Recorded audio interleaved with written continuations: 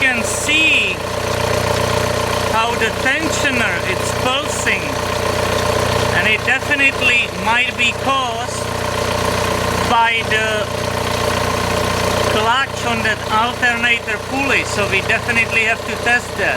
Some of us could say that the problem is with the tensioner, but I just installed brand new tensioner on it, and look at this.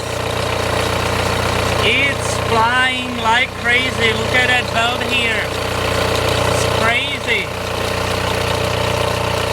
I definitely must replace that alternator pulley. Look at this craziness.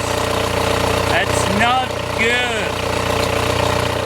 And this is how it looks after the alternator pulley clutch is repaired and it's working correctly. Notice the tensioner, it's finally not flying there and back, and the belt runs correctly. There's no jumping down here, as you remember. That was insane. And this is the only possible option, otherwise the tensioner and the belt will destroy itself. So this is the comparison for you after the repair.